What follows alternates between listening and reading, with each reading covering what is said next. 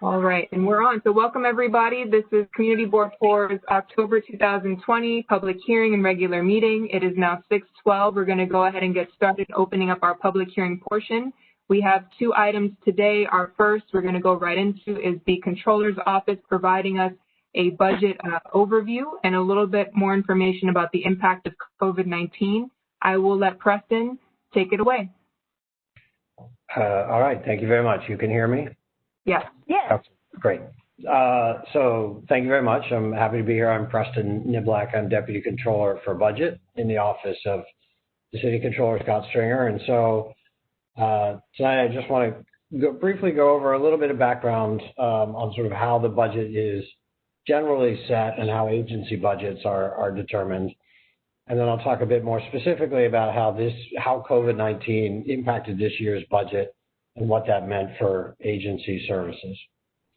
So in general, the key factor in budgeting in New York City is really the budget has to be balanced every year. Revenues and spending have to be equal. And that's sort of the key condition that determines everything. Beyond that, budgeting is really kind of an incremental exercise. There's not a lot of change necessarily from one year to the next. It's sort of set of services, the number of staff that you have hired, et cetera, it generally changes just at the margin. And the budget that we operate from in determining sort of each year's budget is based on a projection of spending and revenues that we generally refer to as the baseline. And it's a four-year projection. The current year is the year that you're determining is the year that has to be balanced. So this is the current baseline, and you can see that this year's budget is $88 billion, is a lot below last year's. So that's not really an incremental change. That's a big change. And then as you can also see, revenues, the blue line down there, are less than expenditures currently, as they're currently projected for next fiscal year and beyond. And so we're already now sort of thinking about how we're going to address that $4.2 billion gap next year. So that's kind of the baseline budget that we are working from right now. And so let's talk about what happens in a situation like we have currently with a recession. So revenues that the city takes, and the city, 2/3 of the city's revenues are taxes. And about half of that, or a third roughly, is property tax. And the rest is a mix of personal income tax, business taxes, sales tax, et cetera. So the property tax is fairly stable. As any of you who are homeowners know, your assessments tend to go in one direction only. And other taxes, however, really are much more sensitive to economic activity. So in the 4 to 6 weeks, really, between the beginning of the shutdowns in March and the end of April, the city lost 900,000 jobs, or 22% of all jobs in the city. That's a huge amount of unemployment. A lot of people received unemployment benefits, of course, but that really means that people's incomes were not what they had been, and people were not spending. So that's taxable taxes that aren't getting paid as a result. As I said, the budget has to be balanced. That's a legal requirement. So spending tends to be more stable, though, because there's not really any big change in spending unless there's a decision to do so. And so spending tends to continue more or less on a straight line from one year to the next. So in theory, to balance the budget, both spending and revenues can be adjusted. But in the city, we tend to treat revenues as given. And I'll give you a very clear example about this. The process in the city charter, as it's laid out for how you adopt the year's budget, has 3 steps in it. The first step is the city council decides how much money they're going to spend for the coming year. The second step is the mayor then delivers a final estimate of all taxes and other revenues besides the property tax that are available. And then, so there's a difference, and that difference is then made up by the council deciding what the rates are going to be in order to be enough to raise property taxes revenues sufficient to cover the full budget that they adopted. Needless to say, council members don't really like to change. They certainly don't like to raise property taxes, and they generally don't even like to lower property taxes because that means they'd have to cut the budget. So in practice, it really means that revenues, we assume the property tax rates are going to continue, and we base our estimate on that. So you can adjust revenues, but it tends to be a heavier lift. And so that means that a lot of action in terms of balancing the budget takes place on the spending side. The other source here of being able to, of funds to be able to balance the budget are reserves that you may have built up. So let's talk a little bit about this year. Back in January, remember January when the world was looking bright? The mayor presented a preliminary budget for fiscal year 2021. Then in March, COVID hit. Between the January budget that the mayor presented and the final budget that was adopted, we had a gap that had to be somehow addressed, a deficit of $8.3 billion. Tax revenues fell by almost $7.1 million. The state enacted its budget in just after the lockdown began and cut spending, cut aid to the cities, particularly in the area of education and other areas. And then we had some new spending that we had to somehow pay for. So how did we close that gap? So we had a few large actions here. First of all, we had some surplus funds from the prior fiscal year that we used. We had reserves, $2.75 billion, that we drew down. We had a savings program of $2.8 billion, and I'll talk a little bit more about that. We did have some federal aid from the CARES Act, the coronavirus, I don't remember what CARES stands for, but the Coronavirus Stimulus Act. And then the mayor also put in kind of a plug of $1 billion roughly, and said that that savings would have to be achieved through negotiations with the city's labor unions. And he eventually said that if we couldn't achieve those savings and there was not additional federal stimulus, then he would either have to have permission to borrow money to cover the expenses or he would have to resort to layoffs. So that was kind of unresolved issue, but I'll talk more about that in a minute. So let's talk about the savings program a little bit and agency budgets. So it's helpful here just to look a little bit at kind of what we spend money on. So almost a quarter of our budget goes to the Department of Education, K through 12, pre-K through 12 education. That's the lighter blue pie wedge down at the bottom. And then about another 20% goes to health and social services, and that including Medicaid and public assistance. We're responsible for part of Medicaid spending in the city.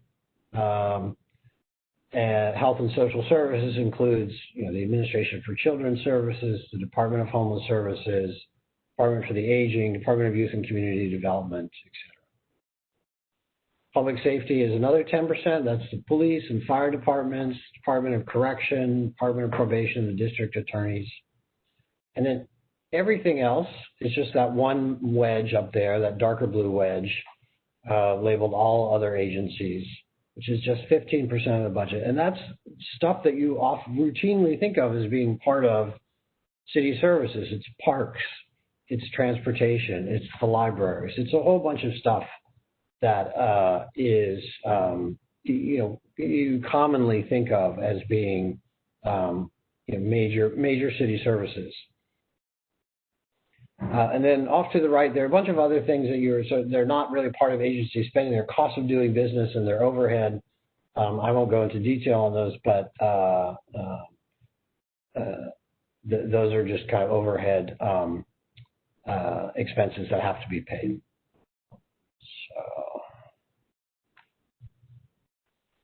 So as I mentioned, the agency budget cuts, there were budget cuts that totaled about $2.8 billion in fiscal year 21 as part of the program, the plan to close that $8.3 billion gap.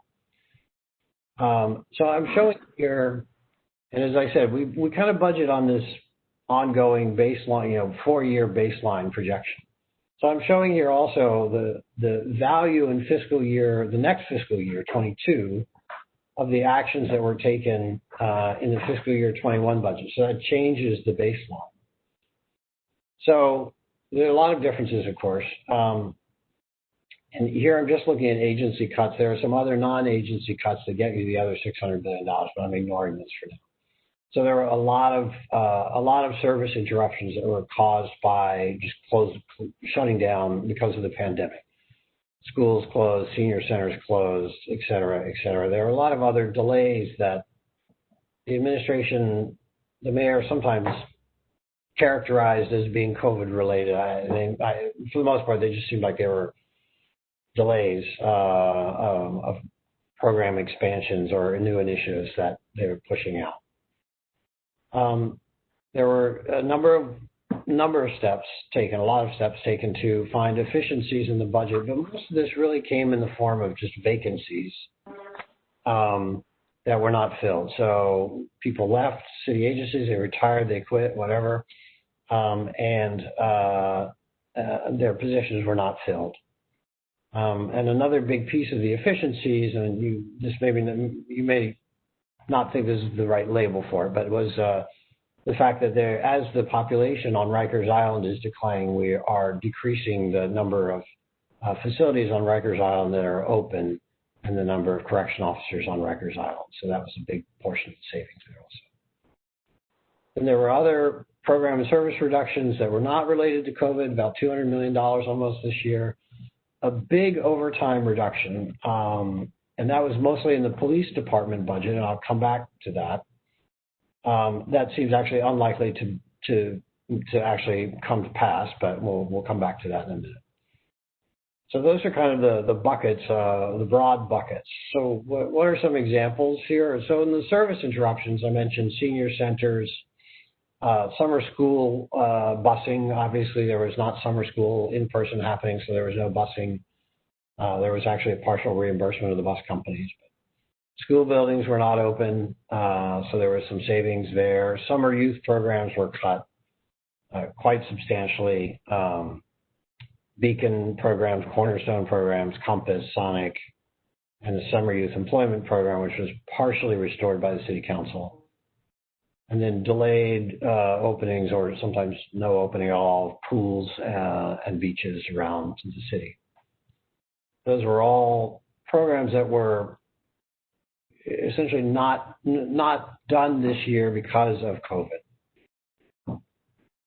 In the category of program and service reductions, one that's been, at least on my radar screen recently quite a bit, has been the cuts to litter basket collection. So those are the baskets on the street that the Department of Sanitation comes around and picks up.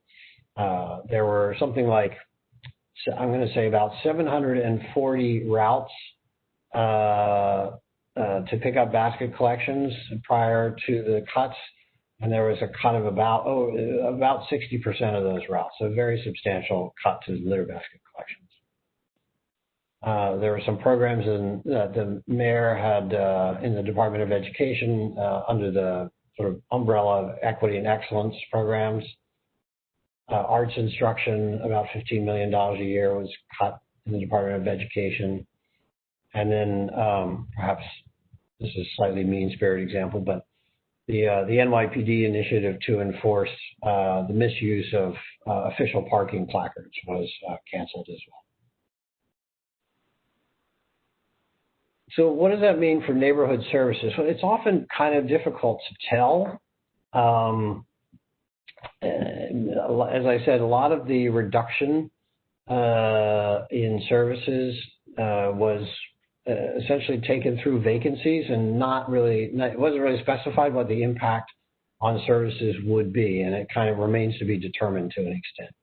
We went through some of the examples in the Department of Sanitation, and there were some more specific programmatic cuts that were spelled out. The street basket collections, as we talked about, cutting back on organics collection, recycling outreach was cut, e-waste and hazardous waste collection was cut back. All of the details on that can be found in this documents on the OMB website, which will give you a little more information about it. I thought we could talk for a moment about the police budget. There was, obviously it was a major battle this year about the police budget. There was a push to defund the police by cutting $1 billion from the police budget. I used to be I've been doing city budget work for 22 years now. And I was the finance director for the city council for several years ago. I've never seen so many votes against a budget. Typically, it's a long, hard-fought battle, but typically there were, 1 or 2 or 3 votes at most against the budget when it finally came to its final vote. I think there were 17 votes against the budget this year. Some of them were motivated by because people felt the police budget was not cut enough, and others were motivated by the police budget being cut too much. So it was a very difficult battle. What the actual cut was not $1 billion, but $420 million. Of that, $295 million was police uniform overtime.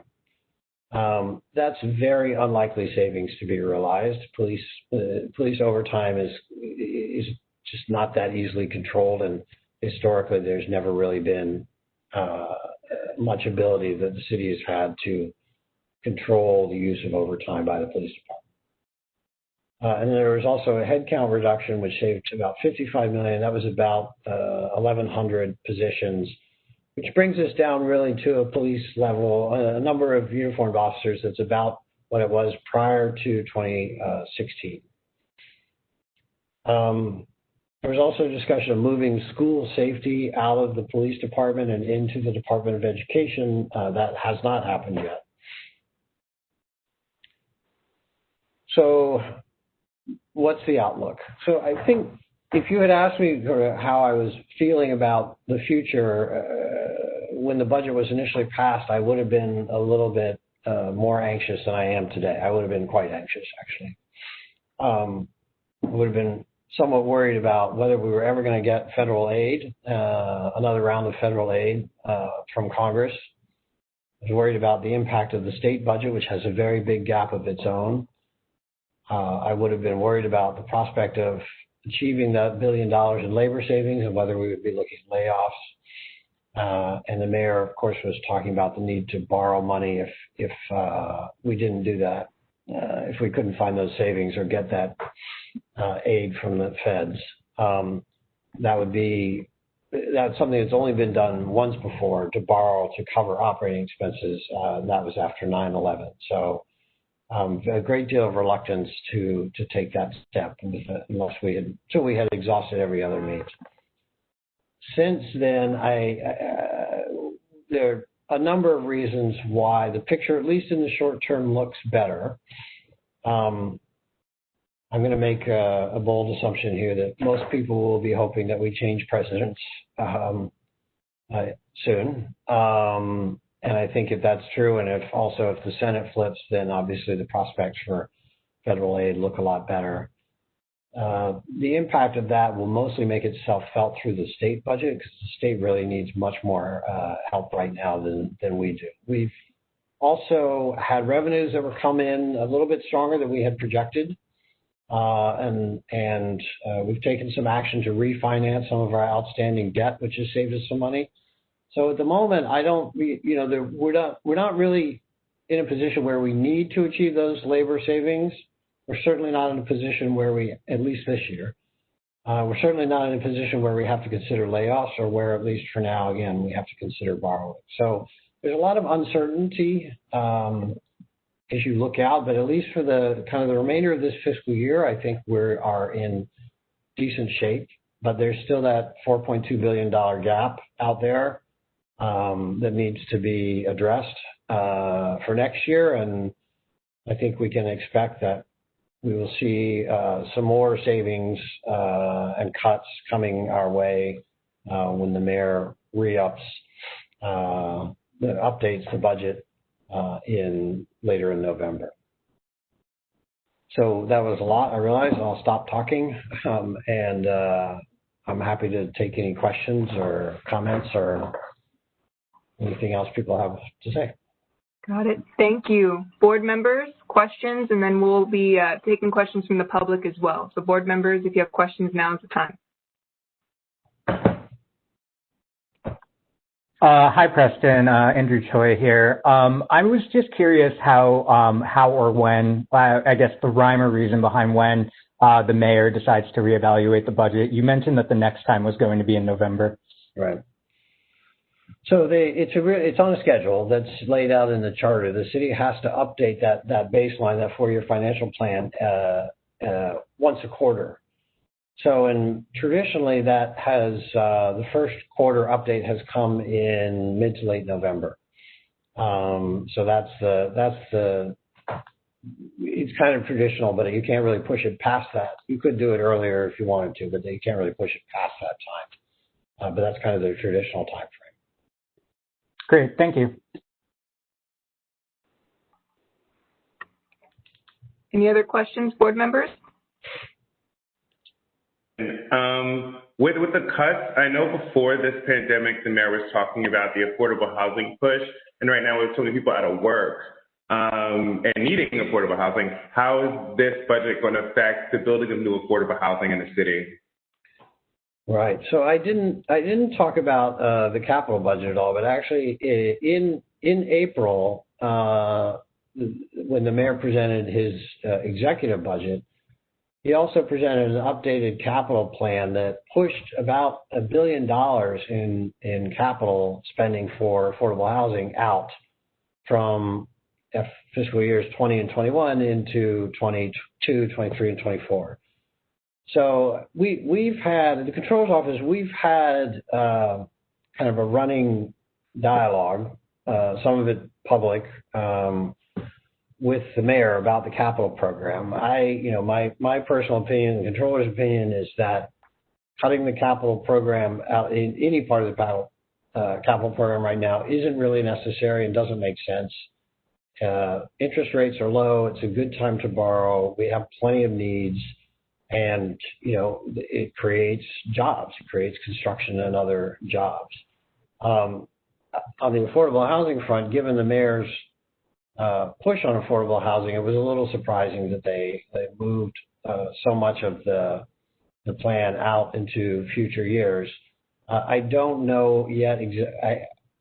I can't tell you right now off the top of my head. I think I have this, but I just don't know it off the top of my head, sort of what the impact was on affordable housing production for the year that just ended on June 30th, and I can pass that along when I can look it up. Okay. And just very quickly, this is some housekeeping. I have some folks that have joined via the phone. I just want to make sure I'm not missing any of our board members.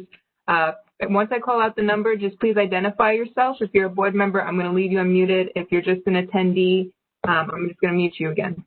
I have 212-882. 212-882. Okay. I don't hear anyone. Yeah, it's me. Oh. Who is this?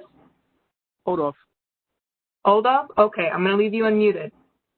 Let me just make a note. I also have 646-804. Louisa.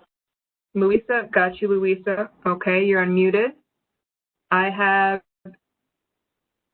718-452. 718-452. Martha Brown. Martha, okay. Thank you, Martha. I'm going to mute you again. All right. And I believe, let me just double check. Yes, I believe that's it. Any other questions from board members? If not, there are some questions from the public in the chat. Lisa, thanks for your presentation.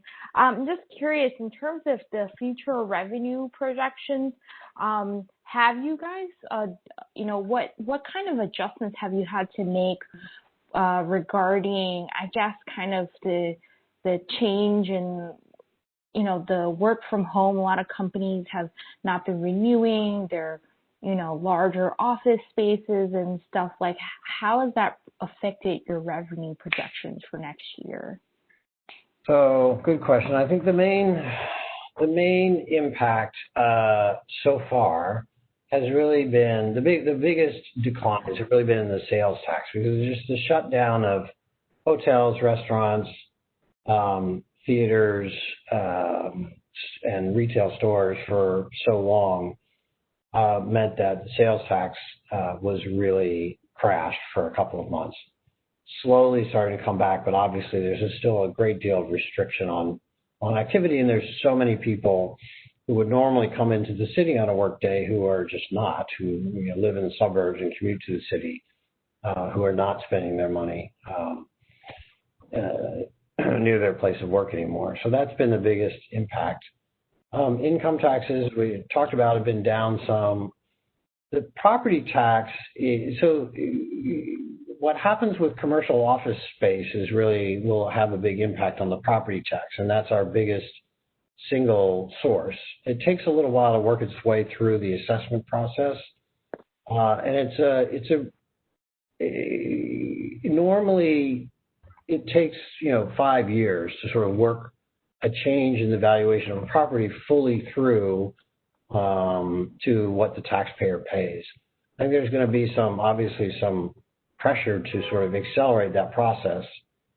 But I don't know. I really don't have a good sense yet. I mean, I read, stories every day about people not renewing. Then I read stories, their leases, and I read stories about, Google snapping up hundreds of thousands of square feet. So it's really not clear yet. We watched and, we are going to have to do an updated forecast in a couple months here, and we'll wrap our heads around it as best we can then. I have a question. This is Jose Guzman. Thank you for the presentation, first of all. I was wondering, what is the projection that your office has for program cuts? I'm thinking about after-school programs, homeless prevention, legal service prevention, those kind of contracts that the city has with different community organizations providing services, especially in North Brooklyn. Right. So some of the cuts that happened this year, that particularly cuts for social services that went to nonprofits. The city, partly with our help in urging the city to do this, to do the right thing, really tried to make providers as whole as possible. They made a few big mistakes here. So the summer youth employment program, for example, they assumed that it wasn't going to happen at all, and they cut off the funding for contractors and left them sort of sitting high and dry. And that was a mess that took a while to sort out. So in the future, I don't know. I mean, I think it's inevitable that there's going to be some additional cuts to the budget. How much and where they will be taken, it's hard to say. I know that there have been, and we talk very often to the nonprofit community, and we hear all the time about issues that they're having with the city, and we try to help where we can. But it's definitely been a difficult situation this last several months, and hopefully it won't get much worse. But we just have to wait and see kind of what happens in the budget update. All right. So there was a question, and I believe, Preston, you touched on this already, but I'll just make sure that it's shared. So this is from the general public, from Deborah Hicks. Did the mayor look at the police budget and redistribute the funds, offer non-militarized police to community and to community needed service? So I think you went into this, but if you don't mind reiterating, just a little bit. There was really, there was no change to policing per se, right? There was no change to how the police, the budget cut some overtime, reduced hiring of new police officers, and brought the overall number of uniformed officers down somewhat. But there were no fundamental changes at all in how the police operate. So I think the answer to the question is no, the mayor didn't anything on that front. Okay. Any other questions? All right. Seeing none, please feel free throughout the meeting. Just as a reminder for folks that have just joined us, we just heard from the Controller's Office. If you have any questions, we can always send you a copy of this presentation. Feel free to write in the chat throughout the meeting, and we will certainly follow up. Thank you, Preston, for the presentation. We appreciate you taking the time and informing us on the city's budget. My pleasure. I believe Saik is here from our office, so yes. Be happy to bring back any questions. What's the update? Hello? Go ahead. Do we have someone asking a question? Yes. What's the update on the buyout? No update at the moment. I haven't heard anything further about any kind of early retirement program or anything like that. Okay. Thank you. I'm almost myself, so believe me, I'm listening carefully. All right. I have Mary McCullen. I have one question. Yes. Now, before they were talking about everybody was going to have to give up so many days because of the budget, including the mayor. Has that come to pass, or have we passed over that now?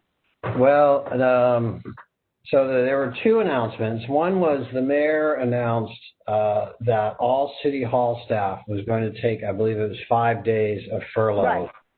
Yeah. including himself, sometime between October and March. So I happened to speak to a city hall staffer the other day who said, well, I can't really talk to you today because I'm on one of my furlough days. So yeah, there are some city hall staff people who are taking their furlough days. Also announced that managerial employees, that is non-union employees in managerial titles, would also be taking some furlough days. And I don't remember, honestly, how many days it was right now, but I think it affected about 9,000 employees altogether. Also spoke to another person, a senior person at the Department of Sanitation the other day who, was like, okay, can I answer this question for you on Monday because I'm going to take a couple furlough days here. So people are taking some furlough days. It's just not very much money. The city hall furloughs were saved $860,000. The gap that we're looking at next year is $4.2 billion. So, I suppose it had some symbolic value, but didn't actually do much in terms of making a dent in the gap. Yeah. Okay. Thank you.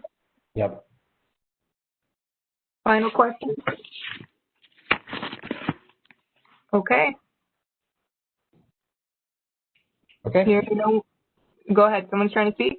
No, that was me. I was just saying thank you very much. And again, let us know if you have any questions and we'll be happy to answer them. Thank you. Take care. All right. Bye-bye.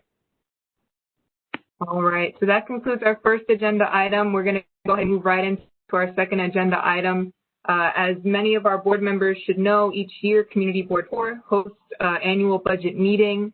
During that meeting, we review the current fiscal year budget requests and essentially decide whether to keep them in the same position or to renumber them depending on priority. So that meeting occurred last Thursday, the 15th at 6 p.m. I'm going to share my screen just so folks have a better sense of what the committee reviews. And then if Mr. Camacho would like to just give a brief overview, or any of the members that attended that meeting, just give me one moment so I can share my screen.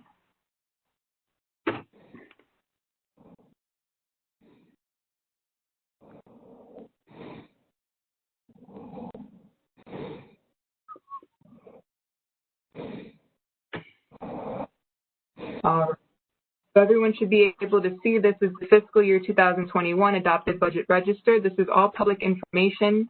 You can find this a variety of different ways through the Office of Management and Budget website, by reaching out to our office. Also, the Department of City Planning each year releases a comprehensive community district needs statement based on the information we provide to them. It's a full report, and it also includes these requests.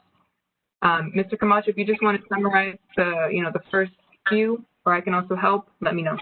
Yeah, well, what we have here now is providing more housing for extremely low and low income households. We put that out as our first one of our first priority. The agency says they'll recommend it with the existing resources. As you know, with all the money that's going on, we don't know if this is going to go in effect or not. So we really want to make sure we leave that there, make sure that we have the proper housing for, especially extremely low housing for low incomes, especially with the moratorium that you guys hear now that they hold on. And I don't know what's going to happen with that, where people are going to start paying the rent. Hopefully they say January. I don't know if they extend it. So we really, it's going to be really rough and tough. So hopefully we move on that one. The second one that we had is providing more housing for special needs households, such as formerly homeless. As you see what's going on with the Department of Housing and Preservation Development in regards to homelessness, truly affordable remains citywide crisis. However, you see the explanation they gave us. So they said that the supported agents provide follow-ups. The agency will accommodate the issues within existing resources. So again, if there's money, as you know, what's going on now, we put that as our second capital budget priority request. So let's move to the third one, or you move it up. All right. Third one, we request Reconstruction Streets, and that was Broadway was one of the most major corridors. We put that as number 3. You see, draw the lines of all of the over Brooklyn is currently stated Broadway is far from the thrive stripping business. As you know, Broadway hasn't been done in a while, all the way through Flushing, through Eastern Parkway is the first step. So they said that supported agents will provide the follow-up. Funds are unavailable for the project. We recommend this project be brought to the borough elected officials, which is the borough president and assembly, for this. We're really pushing to make sure, hopefully, as you know, the way the budget is, that's our number 3 acts. What's going to happen? Second, construction upgrade of buildings and parks, which is a comfort station to be fixed in Maria Hernandez Park. It was past overdue. The agency said they'll follow up with capital funds are allocated for specific projects. By law, another thing, they want the elected officials. As you see, money that's going on, we don't know if that's going to happen or not. That was priority 4. Priority number 5, I think we got, I can go over with it, right, Celeste? Or you going over it? Yeah, I got it. Forestry service, including street tree maintenance. Due to the fiscal content, the available of funds is uncertain. So they don't know what's going to happen, as you know, with the cuts with the park department and pruning some of these trees. So that was our 5th priority. even if there's no, we want to leave it there and make sure when the money does come available, these will be our priorities in regards to that. 6 is repair or provide new lights, which, you know, MTA, how it's going down now with the funding, right? So they wanted lights is needed throughout the district, especially underneath the MTA elevator structure. High density light will provide better and safer streets during the night. Like see, we were talking about along Wyckoff Medical Center transit. They said the agency stated that they would try to accommodate the request existing resources OMB. So meaning, you know, the money there, well, you know how MTA is now with the money, what's going on with that now.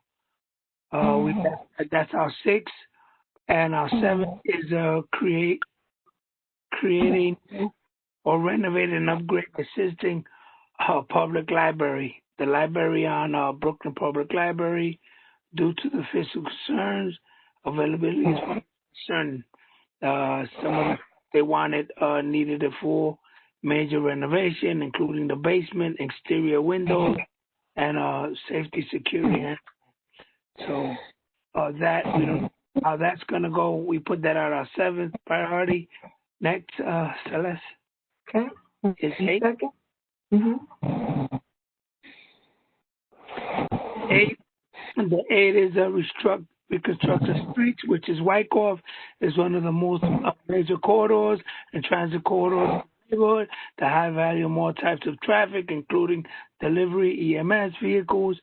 So, and that'll be by Audrey Johnson, sponsored by Audrey Johnson, and Flushing Cross Streets of Flushing Avenue to Cooper. This request has already been funded. So that's number 8. Providing new or new existing building in the park. This is a conference in Irving Square Park. At a conference, the sponsored agencies propose as follows: capital funding.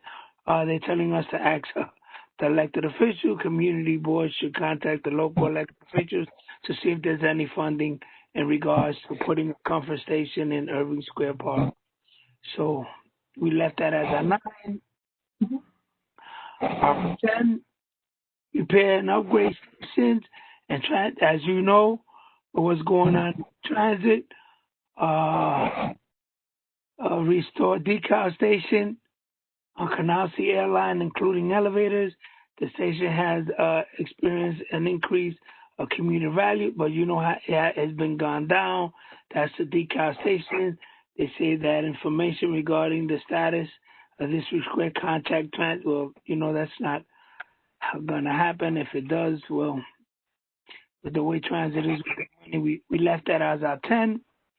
Our 11 is repair and upgrade stations on our transit infrastructure. On Wilson Airline, they also indicated that the staff, the contact in regards to this, you know, that there's no which renovated Wilson Avenue Station Airline. They want an ADA accessible Canarsie Board of Trains. So it's explanatory. You know what's going to happen with that, right? Number 12 is other capital budget requests. As you know what's going on with DOE, right? We have a lot of issues with DOE. Establish an additional early learning center or pre-K for all programs within the neighborhood. Consider existing child care, neighborhood, and population hosted sites. Capital funding is needed to renovate and a new construction facility capable of responding to this request. As you know what they said there, the agency's position is a follow-up status with the agency. As you know, DOE also having issues with no kids going to the school. Everybody's home. So I don't know how that's going to go in regards. Well, we made that our 12, 13, Celeste. Reconstruct streets, that's Myrtle from Broadway to Wyckoff, and other major corridors directly in Queens Link. As you see what they said there, the position DOE plans for an in-house tab. So I don't know what an in-house means or what it's going to be. So whatever money they have to just make it, I guess, a little they'll try to do whatever it is they can do, which will be Broadway Street on Broadway, Myrtle, Broadway, 2nd to Wyckoff. That was our 13th. Our 14th is make infrastructure and investment that will improve growth in local businesses district. See what they say there. A request is needed. Contact the agency. It says the priority corridors on Bush Street, including Broadway, Myrtle, Nickabaca, and Wyckoff, given the value. As you know now, some of the stores are closed down, so this is one of the priorities we work with. We want to make sure economic development continues to go in there in regards to also some of these stores that are also closed that might not even open up, in regards to making sure that we get the businesses come back, try to work somehow. 15, city facilities and equipment request. As you see, another OMB does not take any position in regards to this. The agency that requires needed. So this is a dispute, historic low crime in Bushwick. Shows increase in grand larceny, burglary in additional high crime violent areas. Life concern. The area of the coroner, according to the outreach center, will also instruct strategies and YPD visual community relations. PD. What's going on with PD now? You heard some of the budgets and some of the things. This is you, Celeste? Yeah, so I'll go ahead and summarize these. Thank you, Mr. Camacho. So just for folks that are a little bit new to this process, Mr. Camacho just walked everyone through the capital budget requests. We heard a little bit about, the budget, how it works.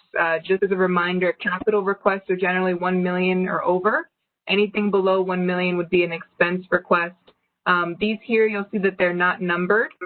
They're considered additional. We only get 15 capital requests per year.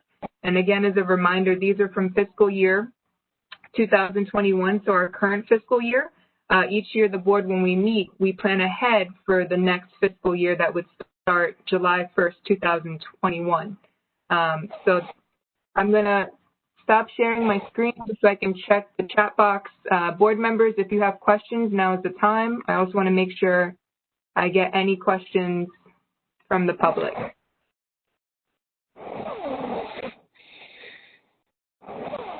For those on the phone, please make sure you mute just because we're hearing some background noise.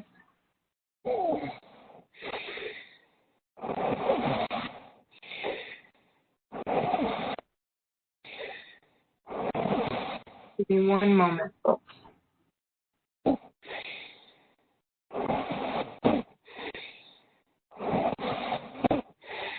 Les, can you unmute? Yeah, I'm gonna mute. I just have to figure out who it is. Just give me someone that called in.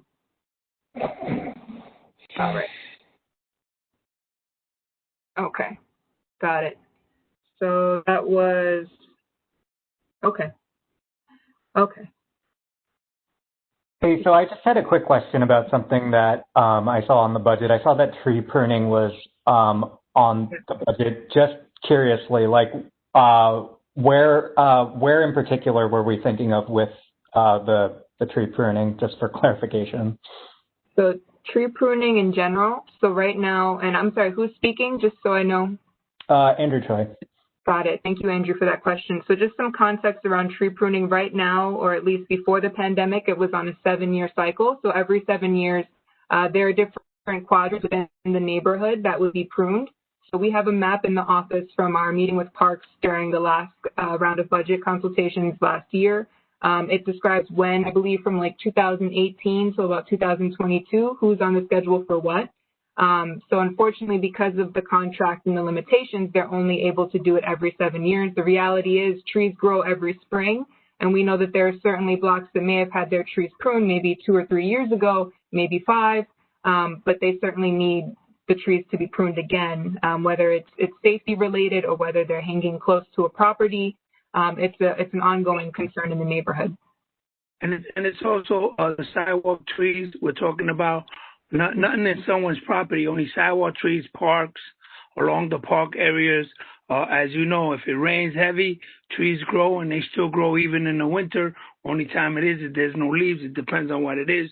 So, and then the soil gets wet. If the tree has a lot of bloom and it's really heavy, and when the wind comes, it gets too heavy. That's why you see them when they pull them out the roots and it comes out the ground. So if you trim them and you leave it open, air flows through the tree and makes the tree stay stable. And so that was very important, as you see a lot of trees toppled. And so we have a map that each area they go every year and trim, and they break it down. So by the time they come around, those other trees are already starting to bloom and blossom. So those were. Cool. Thank you. Got it. And we do have some questions in the Q&A. So from Trina, who decides the priority of these initiatives? So for these requests in this meeting, the committee will actually vote. Generally, it's based on general consensus. So, and it goes based on, if the question really is how do they formulate the request to begin with, that's a variety of ways. One, it's based on the calls and emails that come to the community board. It's based on data. So whenever you call 311, that's formally registered with the city as a complaint, and we can review data. And it's also based on our general understanding, right, of the main priorities of the community. And then the board members themselves will, by general consensus, decide on where they should be and how they should be prioritized. And there was another question focused on Broadway, Myrtle to Eastern Parkway. This is Deborah. This was a promise not kept since 1977-78. Myrtle to Flushing got the money. The Broadway streets are deplorable. Absolutely. I think a lot of board members would agree with that comment. We continue to push. I believe it's been on the budget request list for decades at this point, if I'm not mistaken. Mm-hmm. So. Yes, they have all the time, and they will come back with the same thing that there's no money and there's no thing. And Broadway hasn't been revitalized since '77. So imagine people are doing their own and what they own. Remember, it's two sides. One side is Best Side and one side is Bushwick. So. Yep. And for some context, we were advised by the Commissioner for Department of Transportation, the Brooklyn Borough Commissioner, that we have to find a way to organize all of the elected officials from both sides in order to support and get funding for that project. Right. It can't be one side one and one side the other. So it has to be the ones on Best Side and the ones on our side too, all the elected officials. All right. Any other questions from folks before we wrap up? Going once, going twice. I will keep an eye on the chat and on the Q&A just in case folks have questions later. But for now, if there's nothing else, that closes out our public hearing portion for this evening. Thank you, everyone. Thank you, board members, to all the volunteers, and to all the executive board members for attending the Budget Committee meeting. We appreciate you. Okay. And we will move on now to our regular meeting portion. Just give me one moment so I can pull up the agenda.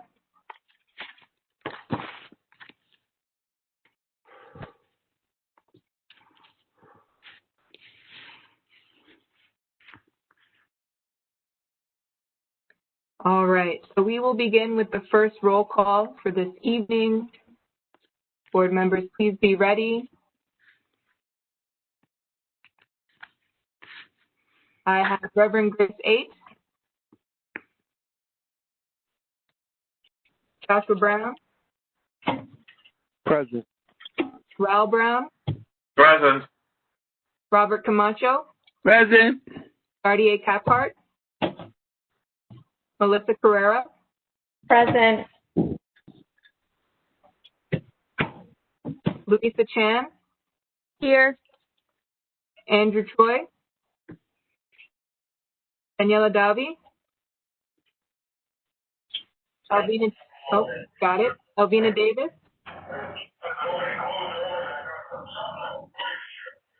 Yes, she did text me saying she's trying to get in. And whoever has noise in the background, please mute themselves. Thank you. James Fitzgerald. Good. Freddie Fowler. Igati Gomez. Ann Guiney. She's right there. She said present. Wait. I saw Ann. Yeah. Reverend Magalia Gutierrez. Jose Guzman. Tanisha Honeygan. Got you. Barbara Jackson. Barbara Jackson, you there? Okay, I'll come back. Kristen Jock. Present.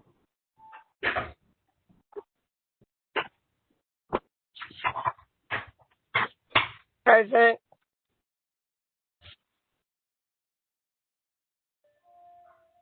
Luisa Jose. Present. Got you. Mary McClellan. Here. Got you. Desmond Monroe.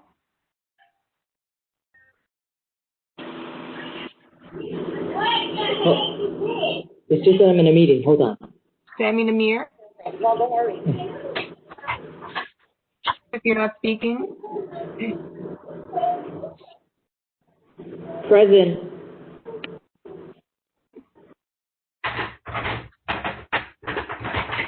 All right. Hold on one moment, folks. There's just a lot of noise in the background. All right. Thank you to whoever muted themselves. Hi, I didn't hear Cheryl Jones' name. Cheryl Jones. Yeah, I got you, Cheryl. No, I didn't hear you when I called your name. Sammy Namir, Sammy, are you there? Okay. Asire Polite. Present. Okay, got you, Sire. Gladys Bouya. Raul Rubio. Julio Salinas. Bernardina Shell. Dustin Sonborn. Present. Annette Spellin. Present. I'm going to have to leave a little early. Okay. Thank you for letting us know. Got it. Jerry Valentin. Jerry. Carlotta Williams. James Wiseman. And Oldoff Wright. All right. I know there are a few folks that may be muted right now that we're trying to join. Just bear with me while I make sure we have everyone. I'm going to go through the list. Okay, I see Raul. Okay, Raul, you should be able to control your microphone now. I'll make sure to mark you present. All right. I also see Jerry. Jerry, I got you. All right. Give me a moment. And just want to make sure. Mr. Wright, are you still there? Mr. Wright? Okay. All right. That should be everyone that I see right now. I'm going to do a quick count, and then we will move on.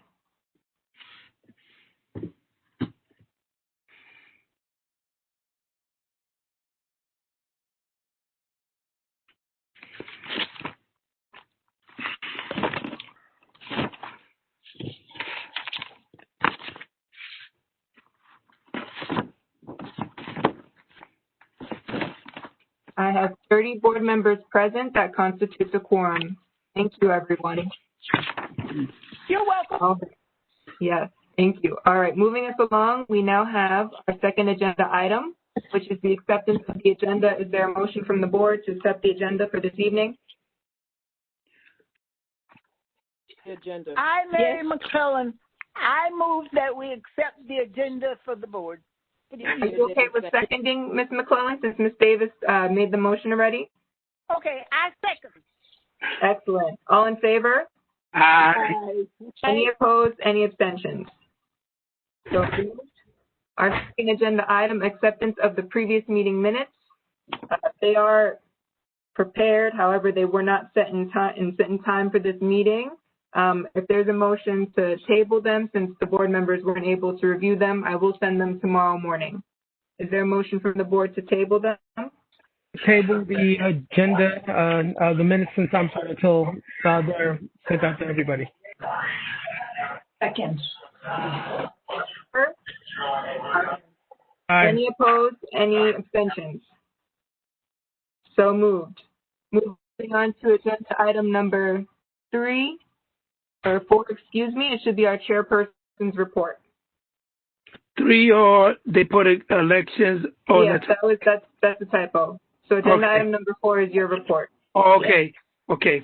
I want to thank everybody for coming out. I want to make sure that I hope that all of y'all are safe, and bless y'all. I miss all of y'all. I love all of y'all to death. It's kind of hard. I know the circumstances and working. It's really rough, man. I don't know how people can do it. The people that do work from home, you know, go outside, you go get a coffee, you got to come back in. Because you can't stay there and talk. You can't stay there and talk to people. You're home, you stay home. Ain't that much you can do. You're on your own. And so now I'm on the phone all day, or either on the web or on the phone. So I'm still trying to do the best I can with what I have. I just want to let everybody know that times are really rough, and we all got to look out for each other and make sure we're all safe, especially all our board members, because in any time of now, we don't know what's going to go happen, you know, to any one of us, especially the way that times is now. I have been out there on once or twice a week. I go and I get some food, and you should see the lines, man. It's I never seen nothing like that in my life. You know, all the lines and constantly, and you give it and then they end, and you're like, oh my God. You know, you want to keep giving and giving, and it's so hard. And you know, people are not working. Some of the day people that were doing deliveries, they're limited to what they could do. People, I don't know how these people making it, but I hope that we come out of it alive. We've been there before, 77. We've been there all the time, so we just got to stick together and make sure that Bushwick shines. Because I know I have faith in all my board members, and we need to work together. I also want to thank Celeste and the people in the office working. We're not in the office, but we get all our complaints. I constantly call her. Please use the phone, guys. If someone has a complaint, an issue, call 311, give us a complaint. Let's go out there and let's go make sure that the people are being heard. If we can't take care of it, then we'll try our best to do whatever it is that needs to be done to make sure we represent Bushwick strong. Well, on September 17th, Thursday, there was the Nickabaca task force. They created a task force. You heard the plaza has a lot of now homeless people in that plaza, a lot of garbage, and people feeding the birds. As you know, there's people eating now outside. And while you're feeding the birds, if people eating, you know them birds will be around and people eating food. So they're setting something up in regards to taking care of that plaza and cleaning and doing programming. That's going to be a good thing if we can get programming. And in regards to the programming, the problem is getting the insurance. You know, who's going to do the programming, and is there going to be insurance? Because that's a DOT spot there. So on September 18th, on that Friday at 1, I went to Warhol, and they did a painting, a community mural. So they had us painting. So they're going to do a mural in Woodhull Hospital with all of us painting in all the areas and the people that went to paint. On September 19th at 11, Marie Hernandez at 1 o'clock, we did the countdown.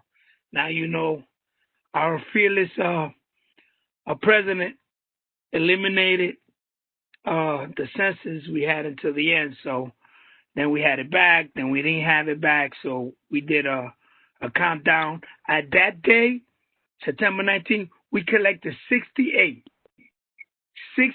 census we did. It was awesome, man.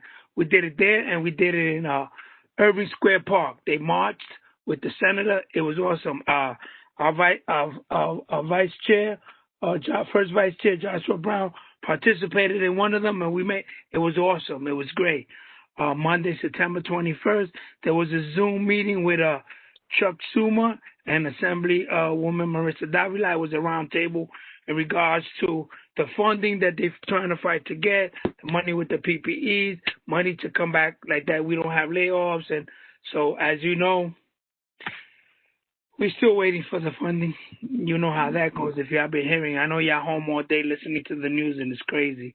But our fearless president, obviously, he don't want to let nothing go. On Monday, September 24th at 4 p.m., the NYPCCA and Health, Community Board Health on Penley Street, there's that organization that has a building they wanted to do.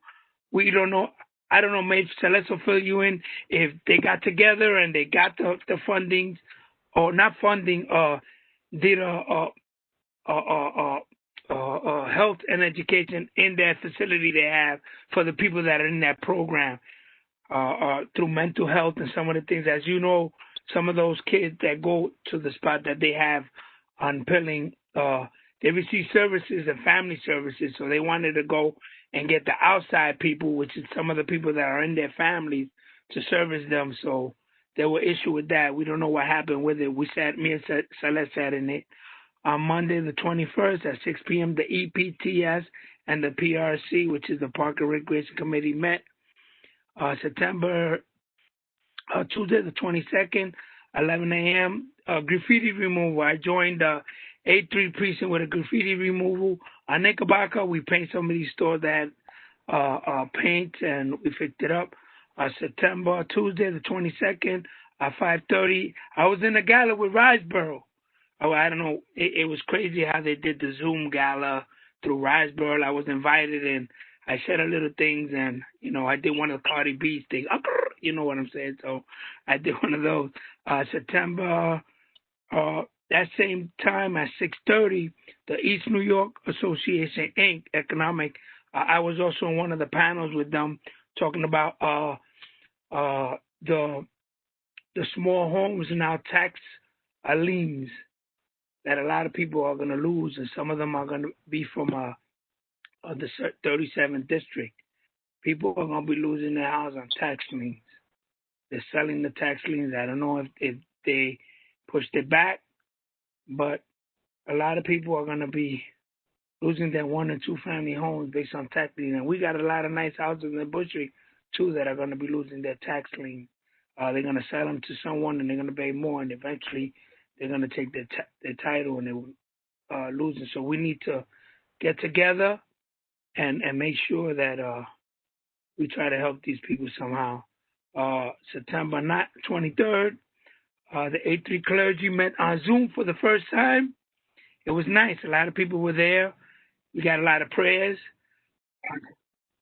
Huh? Second time, yeah, because they did it again.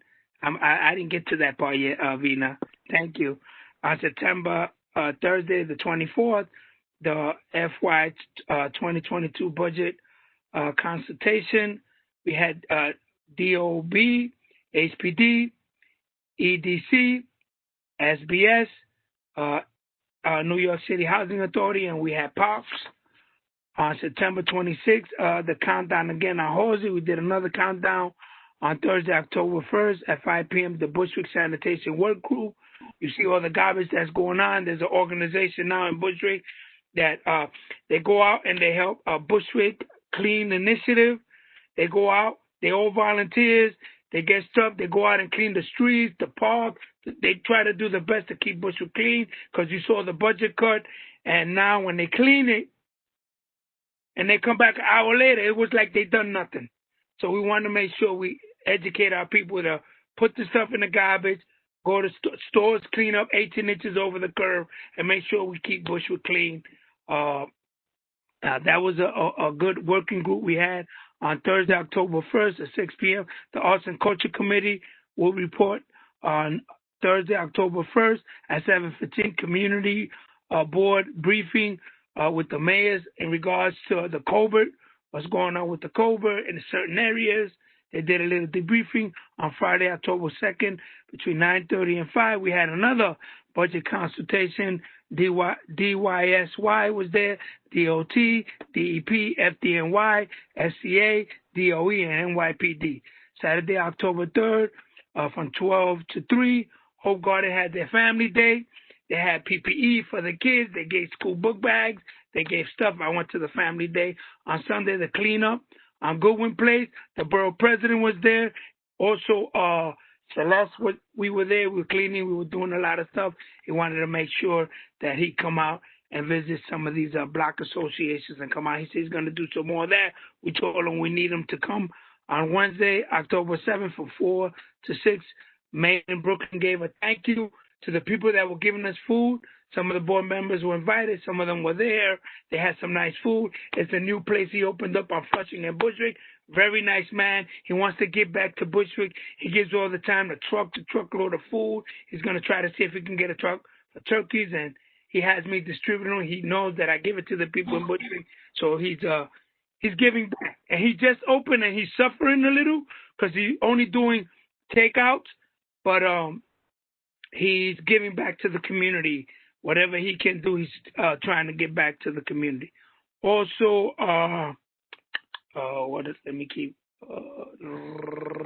the executive board meeting was on the 7th, October 7th. On Friday the 9th, I had a meeting with RAD. RAD opened up their facilities already. They completed all their low-rise buildings. The landscape they're starting to work on. All the cameras are up, which RAD is Hope Garden took over.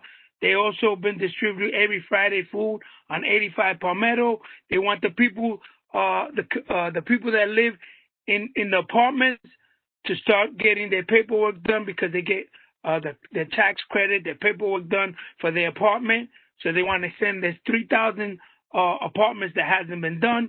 They don't want these people to lose out. And also we got good news because a lot of these families that live in Hope Garden, let's say the mother passes away, or the father, or whoever was on the deed, on the lease, passes away, then the people that are there have to be moved out.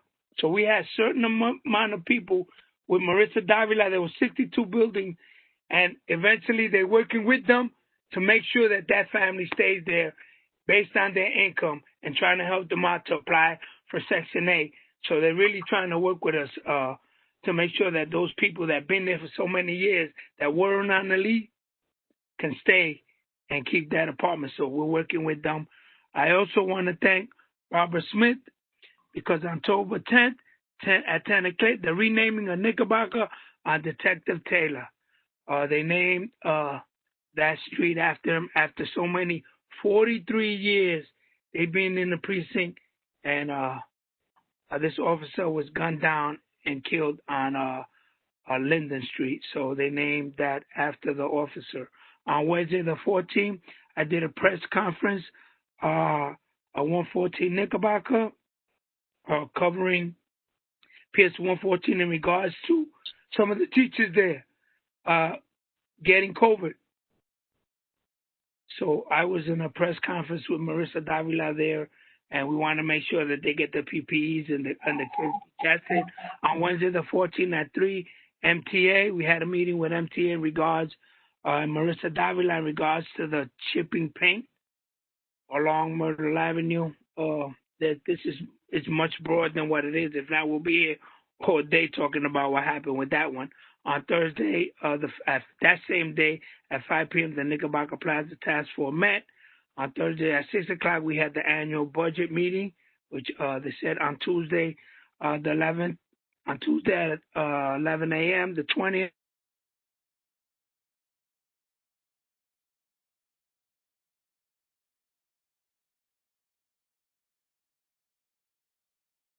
No. Mr. Camacho, we lost you.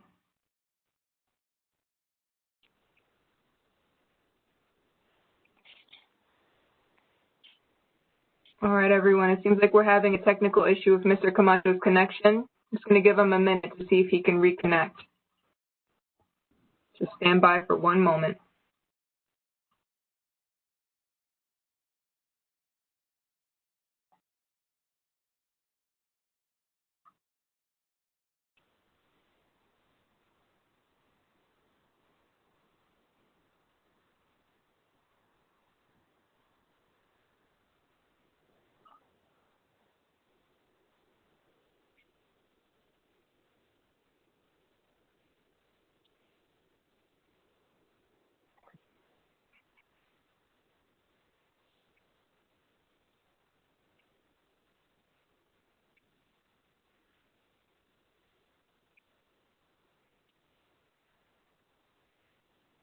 All right.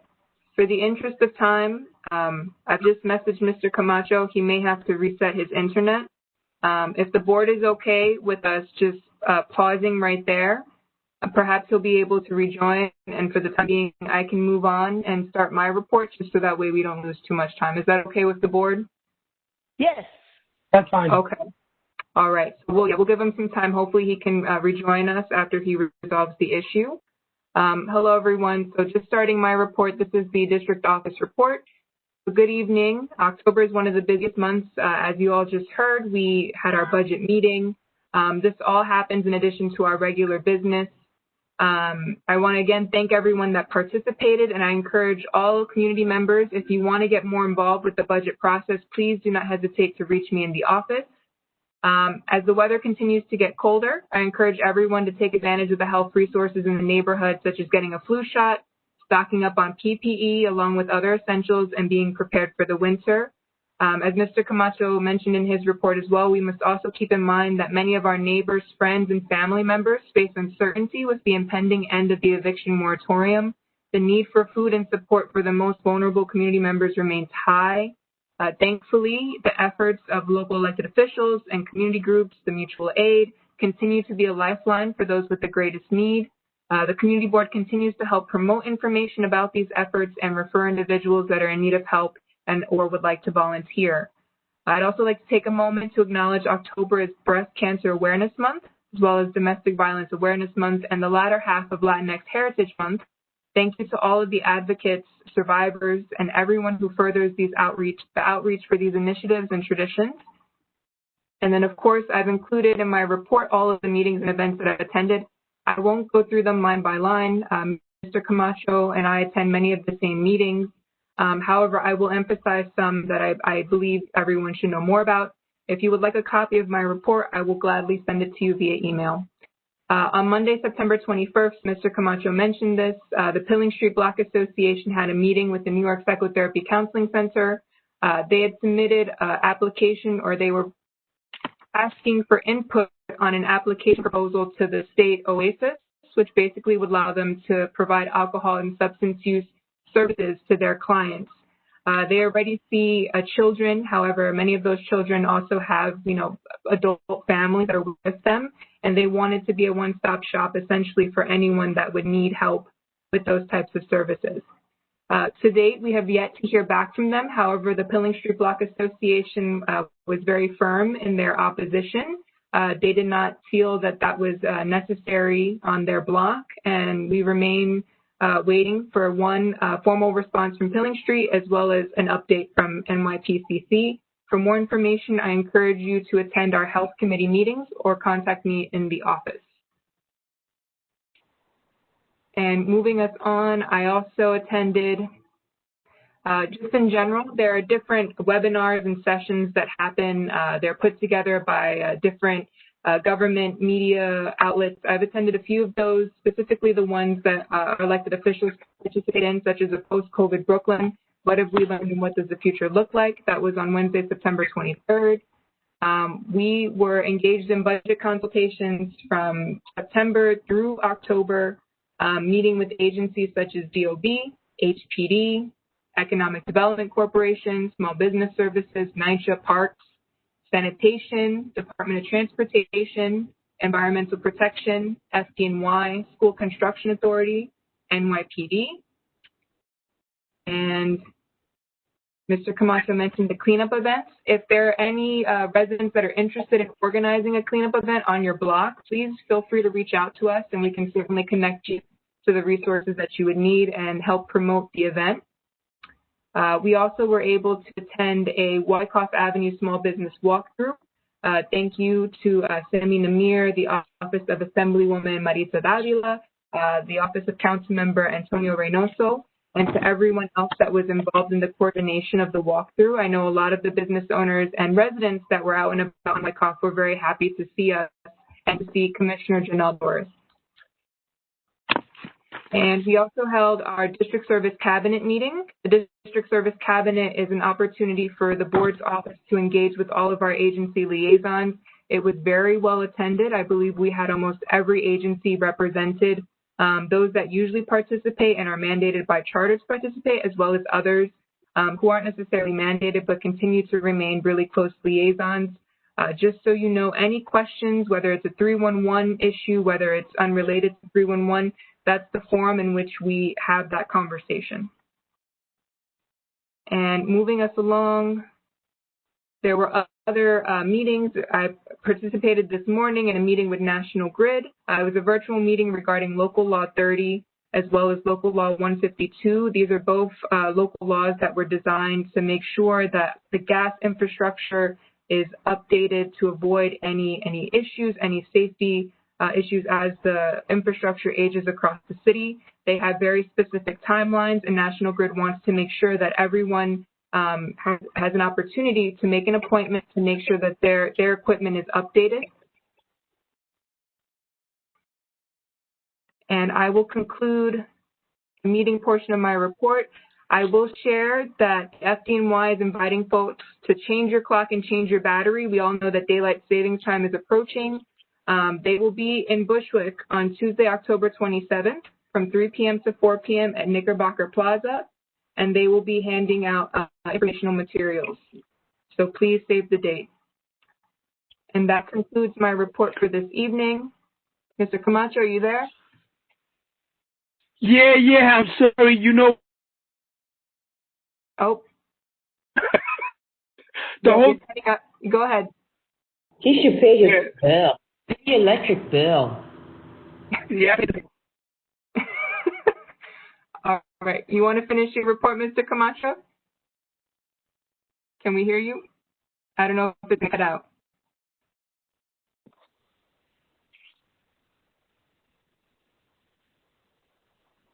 Yeah. Hello? Yeah, we can. It's breaking up a little bit. We're having a little bit of trouble hearing you. I don't know if the connection is good. Okay. It's good. There you go. Now we hear you.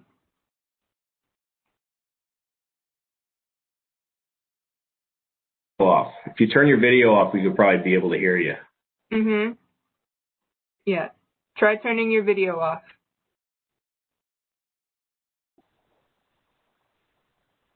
Hello? Yep. Hello? Yes. Hello? Excellent. Yep, we can hear you. All right. Okay. Oh, yeah, I just don't want to see my face. I know. Sorry about that. I know you did that. That was you. All right, not just you bet. That was on, and also the Bushwick Community Partners, and that was on Tuesday the 20th, and then on Wednesday today the clergy meeting and the community board. That was just it. Okay. Is that the end of your report, Mr. Camacho? Yes. Okay. Any questions before we move on? Board members, any questions? Mary McClellan, I don't have a question, but I have a statement. Yeah.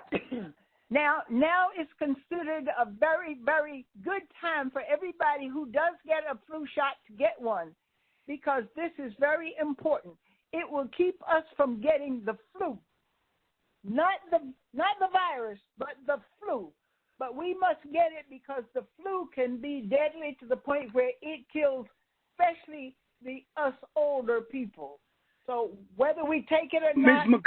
McCullough, could you for announcements? So. Yeah, I made an announcement. Okay, so all right. Thank you, Ms. McClellan. So just to make sure we stay on track with the agenda, for everyone else, announcements will be at the end of the meeting. Remember, a minute and a half if you'd like. Yep, but yeah, thank you. We got you, Ms. McClellan. But everyone else.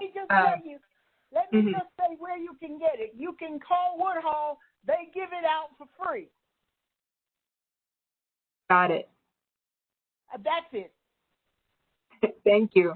Everyone else, if you would like to make an announcement, please write to us in the chat. Let us know. You can put in the Q&A or the chat, and I will keep an eye on it towards that portion of our meeting. Now I want to make sure we have an opportunity to acknowledge all of our elected officials and representatives, as well as our community-based organizations. Just give me one moment to pull up the attendance list. I know we have a few people that were with us this evening. I see John Blasco. John, if you're there, you're unmuted. John? Hi, everyone. I John Blasco from Speaker Corey Johnson's office, representing Council District 37. Thank you all.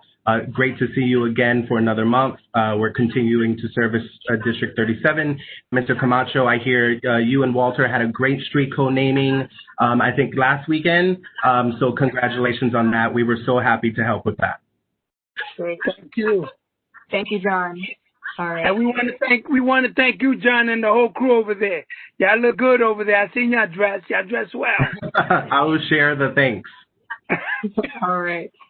And just, as a reminder, if elected officials, just name and contact information for now, and then we'll make sure that everybody has an opportunity later to provide any other information. I also see Julio Salazar. Are you there? Hi, Julio? Yeah. Hi, good evening, everyone. Good evening, CB4.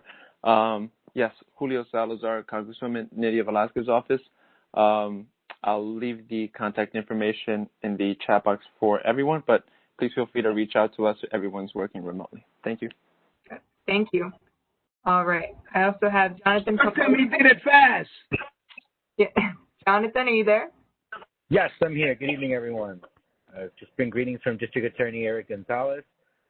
Our offices are located at 350 J Street, and you could give me a call at 718-250-2817. Thank you so much.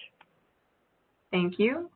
All right. I also see, give me 1 second, Marcus Harris. All right, Marcus, you're muted now.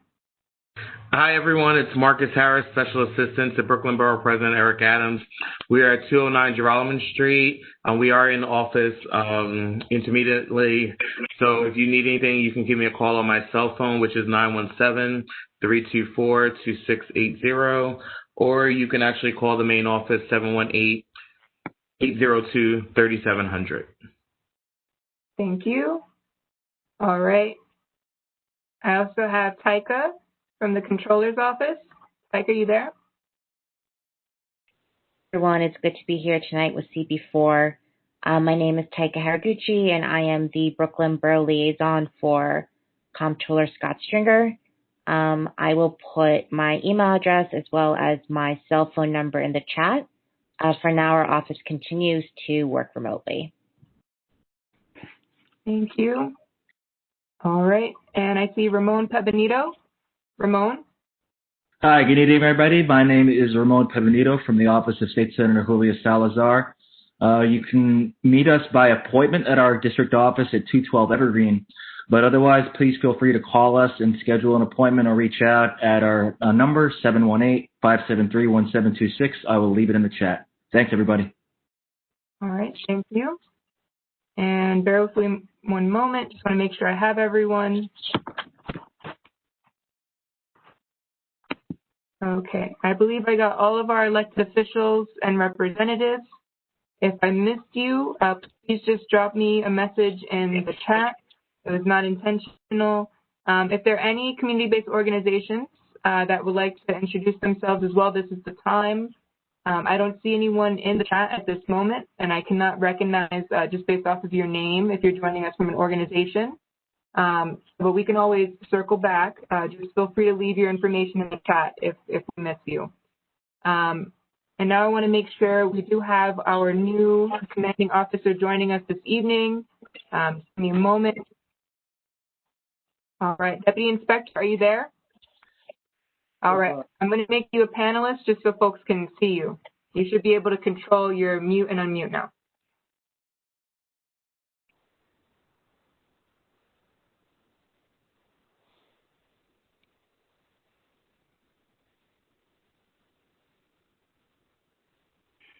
Can't hear him. Yep, are you there? It's unmuted.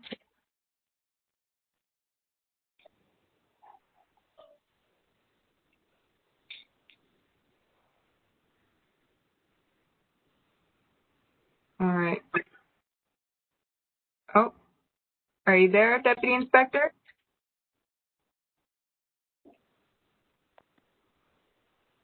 Give me 1 moment.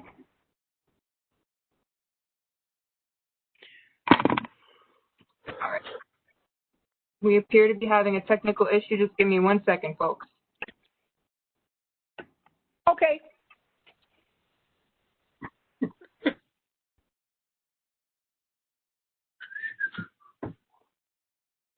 I'm hungry.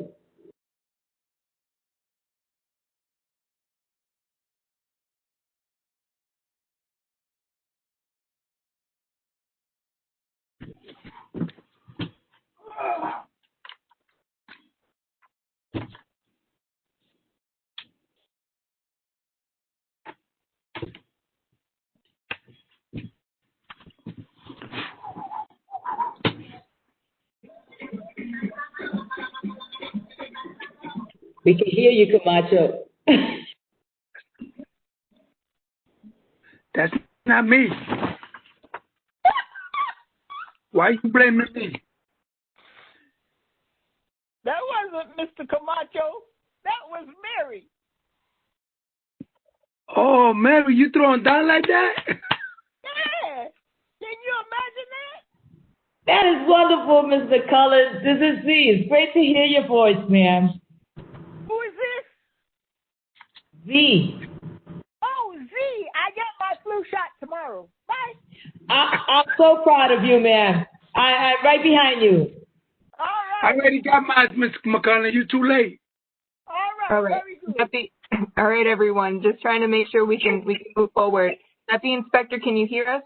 Yes, I can hear you now. Okay, I think we can't see you for whatever reason. When I make you a panelist, we're not able to see you, but now I have you as an attendee that's unmuted, so we should at least be able to hear you. Yep, thank you, Celeste. Good evening, everyone. I'm sorry we're having some technical difficulties today, so I'm using my one of my officers' iPad to do this meeting. But I've met some of the board members already. Most of you I have not met. And I'm looking forward to meeting you all in the future and working with all of you. I've been here for about 3 months now, and the community has been great. Everyone has been tremendous. So I look forward to working with all of you to, accomplish good things in this community. I can't reiterate enough how important this community is to me. This is your community. Anything that goes on in this community, you should be aware of, you should be a part of, and that's something that means a lot to me. Any of your concerns or issues, that's also important. So, I'm looking forward to working with you, and if I can help, believe me, I will help, and I will be there for all of you. In my short time here, I've seen that, we have not seen what some of these other communities have been seeing with the violence. And although it's been tough for these other communities, we have not seen that, and I'm grateful for that, and I'm thankful for that, and that's a testament to these officers here in the 83rd Precinct and the work that they do every day. There are some things that are a little concerning and troubling that I've seen in my time here. Obviously some of our businesses, our commercial businesses, there's been an uptick in break-ins and those type of businesses.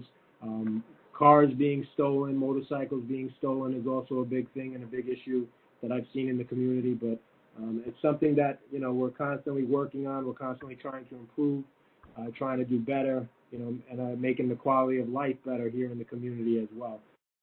So, I'm not going to take any more of your time, but, I look forward to working with all of you in the future. Okay. Let's say. Thank you. All right, now hear me out. Any questions? Welcome, Deputy Inspector. Thank you.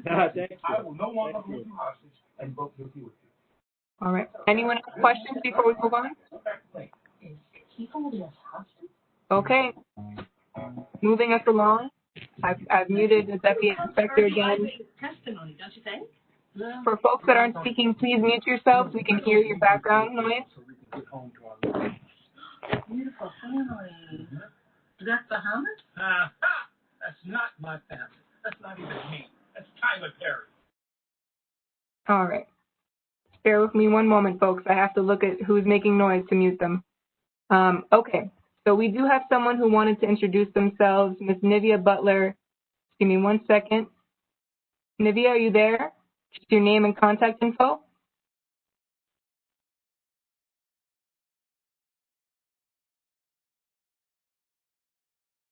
Can you hear me, Nivea? Yes. Can you hear me?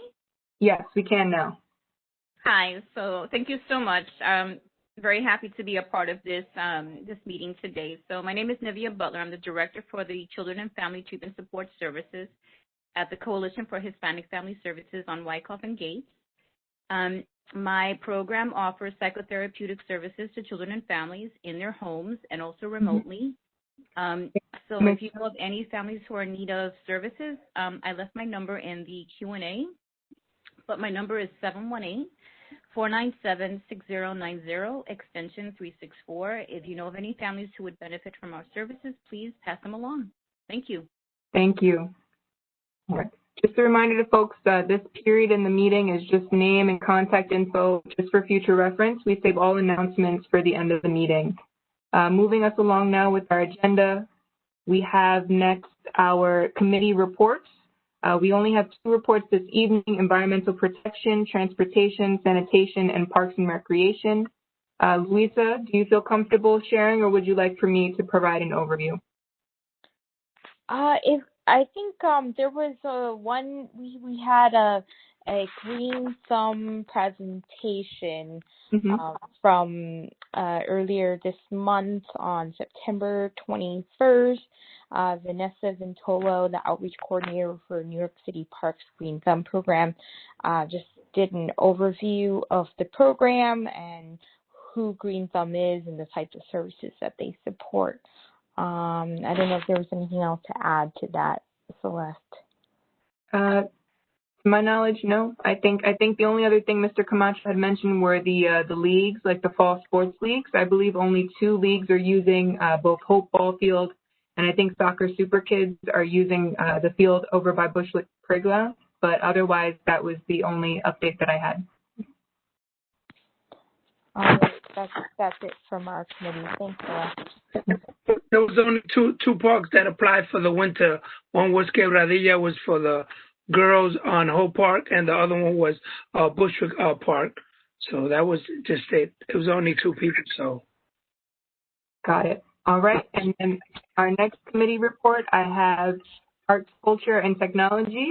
Z, do you feel comfortable summarizing, or would you like for us to summarize? Summarize, please. Thank you. No, okay. You should do it. You know what? Don't start. So to my knowledge, the committee met with a group that were proposing a public art installation in Maria Hernandez Park. This was a meeting that occurred earlier in the year as well in May. I believe it's a Timber Wolf is the name of the installation. It's essentially a wooden structure that's the head of a wolf, and it's going to have some eco-friendly materials, and there are different themes, and the way that it's constructed is it's not going to be something that folks can climb on. However, this did go through parks. They went through the process. They've worked with local businesses to put it together, a local gallery. There's an artist involved, as well as a few other folks from the neighborhood. One of the members of Clean Bushwick Initiative is also involved in the project. Originally, the committee earlier in the year had asked for them to postpone to make sure that there was time for community involvement. However, that they shared that due to the time frame that the artist, or that at least 2 of the partners in the project were going to have to go out of town, and they wanted to do the project this year. So before it got too late, they think now is a better time because there will be less people outside. The installation will only be for a year. The committee, during that meeting, I don't believe there was a quorum. However, there were no objections to the project moving forward. Any committee members that are on, if you would like to chime in, please feel free to do so. Mr. Camacho as well. This is Dustin here. I think we realized that we did have a quorum. We had a new board member we didn't realize till the end had called in. Okay. And part of the reason they wanted to start earlier than we had really originally spoken about was that it's part of the installation is growing plants, and they wanted it to start growing as soon as it could instead of installing it once the spring had already started. And we agreed that it was fine. They wanted to start on the 19th. We told them we would bring it to the full board and recommend that they be able to start tomorrow or as soon as they want to. Okay, great. Thank you. Yep. Any other questions, comments on this report before we move on? Okay, hearing none. That concludes our committee reports for this evening. We'll now move on to recommendations. if it's okay with the board, we can start with the recommendation everyone just heard. It's fresh in your mind. Is there a motion in regards to the Arts, Culture, Technology Committee recommendation to allow the project, the public art installation, to move forward? Motion from the board? Cheryl, I recommend. Cheryl Jones, yes, recommend. Second, Robert Camacho. Okay. Is everyone okay with the blanket vote? Yes? Yes. All right. All in favor? Aye. Opposed? Any abstained?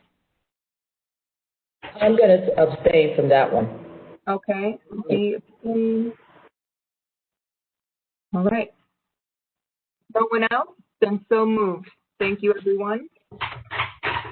And then we also have from our budget committee meeting, pending recommendation to approve the prioritization of the budget request. Is there a motion from the board?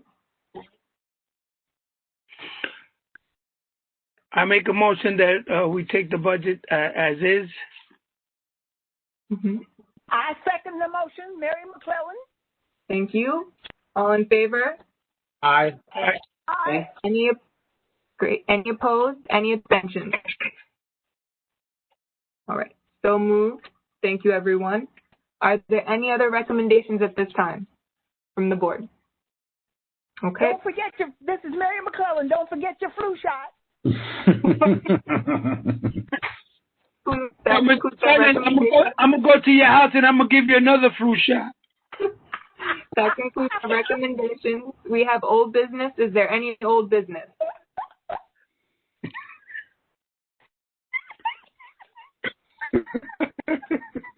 No, I don't hear any old business. Hey, Ms. McCullough. No old business. Any new business? Going once, going twice. Hearing none, moving us on. Yeah. We now have, give me one moment. Announcements. Ms. McCullough, announcement. Yeah. I made mine already in case technology cut me off. Thank you, Ms. McClellan. I also see we have someone from the North Brooklyn Coalition that joined us. Just give me a moment. I want to make sure we give folks an opportunity. Crystal, are you there? Can you hear me? Ed. Yeah. Hi, I'm Crystal from North Brooklyn Coalition. We just offer case management, therapy, legal, and criminal justice advocacy in some support groups, survivors of DV and sexual assault. And then you can reach us at our main line, which is 718-302-4073. Thank you. All right. Anyone else that would like to make an announcement, please put it in the chat. I'm going to go through our elected official list. I know everyone usually has announcements. Just bear with me one moment. Starting with Taika, if you have an announcement, now's the time. Yes, you can. Hi. Hi, everyone. My name, once again, is Taika, and I'm with Comptroller Scott Stringer. I just want to give a couple of updates about the work that our office has been doing during COVID. The very first thing is this may not be widely known, but our office, the Comptroller's Bureau of Labor Law, enforces prevailing wage and benefit rates for construction and building service workers employed by contractors on any city public work project. So when companies on these public contracts fail to pay the proper wages and benefits, our office enforces the law to recover the money owed to workers and ensures that they receive the money through outreach. Because of COVID, we decided to take extra measures to ensure that these wages are returned. So we hosted phone banks, Know Your Rights workshops, etc., with the results that since March, our office has returned over $2 million in unclaimed wages to more than 100 workers. We are still continuing with these outreach efforts. So if you are attached to an organization of any kind that wants to learn more, or even if you're just, interested in hearing more about our prevailing wage work and you want to help folks recover wages owed to them, you can reach out to me at my email that I put in the chat, and we're happy to give a presentation. Just one other thing is that the other day, our office proposed a free tuition at all CUNY community colleges with the goal of overhauling New York City's workforce development strategy. We released a comprehensive plan that will leverage CUNY to upskill New York City's workforce and compete in the global economy. Essentially, this workforce development plan includes tuition-free community college, a universal paid internship program for CUNY students, more career and technical education in early college high schools, an expansion of certified apprenticeships, subsidized wage and bridge programs, and more. To put it succinctly, the comptroller said the pandemic has completely upended our economy and displaced thousands of workers. If we don't act right now to revolutionize how we support New Yorkers and get everyone on the ladder of opportunity, we risk leaving thousands of New Yorkers behind and deepening the already wide inequality gap. So I will put our plan also in the chat so that you can review it. And if anyone has any questions, always feel free to reach out to our office. Thank you. Celeste, you have someone there that will... I see everybody writing about Hercules Garden. So I did receive an email, I believe, from Sarah earlier this week, and I responded. Today I haven't heard back, but we can certainly address these issues. That's why the community board is here. Just give me one moment. I'm not sure who's the best to speak, but I have Sarah right here. Sarah, if you would like to just provide a brief description. Again, this is the announcements portion. For most folks, a lot of these issues are generally addressed during the board's office business hours, not during the board meeting, but I do want to give you an opportunity to just speak on the issue, if that's okay with the board. Is that okay with the board? Okay. Yes. I see some thumbs up. All right, Sarah, you're unmuted. Hi, can you hear me? Yes, we can. Okay, hi. Yes, so my name is Sarah. I'm a resident here on Evergreen Avenue. There are a few other people on the call who are also my neighbors as well. And we've noticed over the course of the summer at 87A Cooper Street, it used to be an abandoned lot, and people have taken it over and turned it into a quote-unquote community garden. But the issue is that it's very, very, very loud, and they have DJs and live music coming in on the weekends, and sometimes it goes until midnight. And the people that they're serving really aren't members of our community. They're not our neighbors. They're people who are driving in, and they have the option of driving out. There are people who are biking in, playing loud music, and biking out. So, it's obviously an issue, and we were wondering if the community board could do anything about it. All right, what we're going to do is we're going to, me and Celeste is going to go by. We're going to find out if this garden is certified. If it's not certified or they're doing it illegally, we want to find out what we can do to close that down. And also, we're going to make the inspector go with us and find out the situation, who's in charge, because they call it Hercules Garden. I never heard of. But we'll find. Yeah, hold on. So I did reach out to NYC Parks Green Thumb about this space. So anytime there's a garden complaint, we usually go through NYC Parks Green Thumb. If it was under any other, organization that has oversight, they would also let us know. This space, as you mentioned, was recently a vacant lot. It's not registered as a formal community garden with NYC Parks or with the Restoration Project or the Brooklyn Queens Land Trust. Right. So technically, they're just utilizing this space to conduct, illegal gatherings, and that would have to go directly to the PD. So as Mr. Camacho said, we'll follow up directly with the 8-3 on this. And also find out who owns the lot, because if they're doing it without the owner knowing, they can get charged with criminal trespassing. So we got to find out who owns that lot. Yeah, I have all that information, and I can send that to whoever. I don't know who I would send that to. Okay. Yeah, if you respond to the email, so I did send an email the other day, but if you respond to that email, whether it's BKO4 or my direct email, I will receive it and we will follow up. We'll follow up and we'll make sure everything's taken care of. Okay, I appreciate it. Thank you. You're welcome. Thank you. All right. So just bringing us back to our announcements. Bear with me one moment, folks. I have Ramon. Ramon, do you have any announcements? Hi, good evening.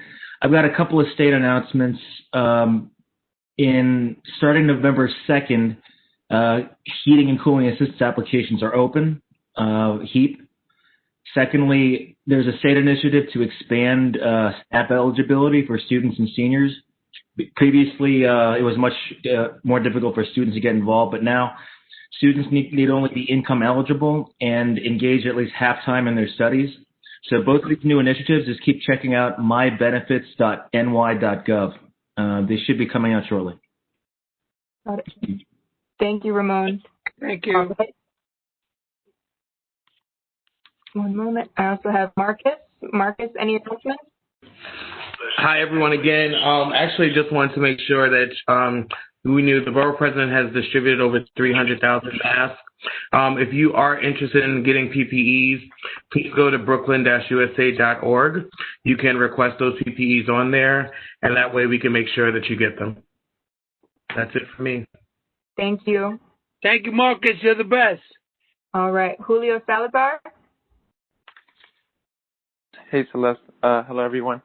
Very quickly, I'll be quick, Mr. Camacho. Firstly, thanks to the community board and all the local partners who've teamed up with us over the past few months for all these census events, starting with the census hiring events early in the summer, even as far as January, when the census has wrapped up. Additionally, we just wrapped up a conversation with the EPA in regards to the Wyckoff Avenue Reconstruction Project, which I'll send information to both the chair and our district manager, as well as any other committee that might be concerned on that project.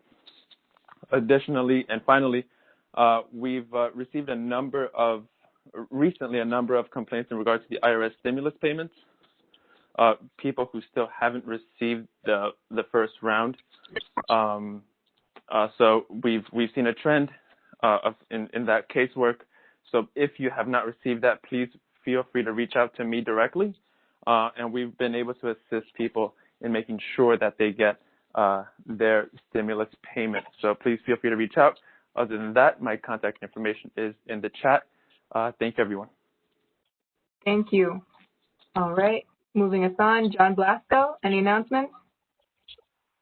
I just wanted to say that we just sent out, this is our second one, but we just sent out the Council District 37 newsletter for October. It went out October 15th, so I just want to make sure you all have a copy of that.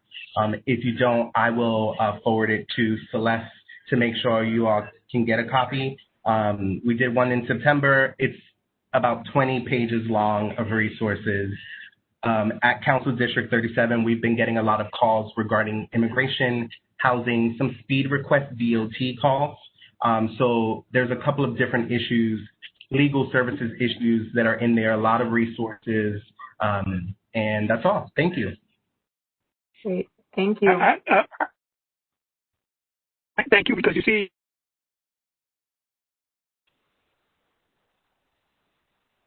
issues and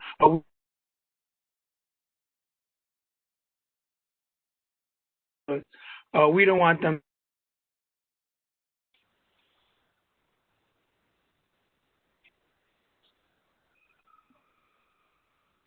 Mr. Camacho, you're cutting out again?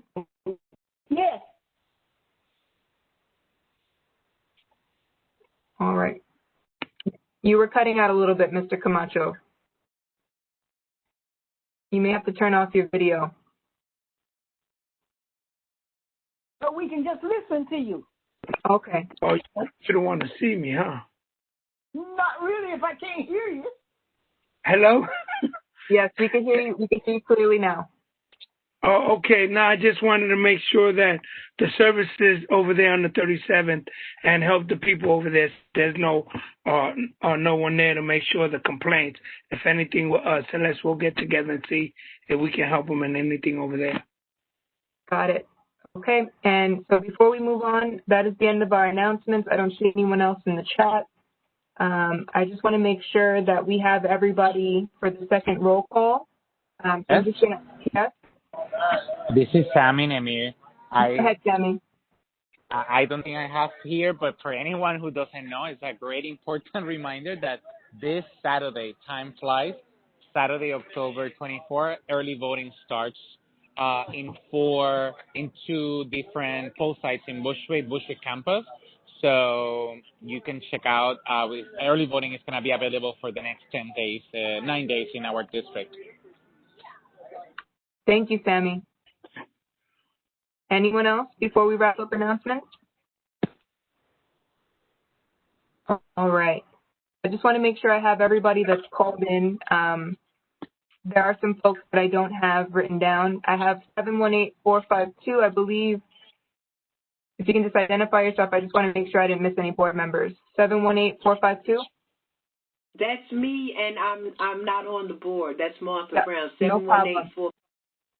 So Got you, Martha. No problem. Just making sure. We have. I love you so. All right. We also have. Give me one moment. I believe this is Mr. Wright.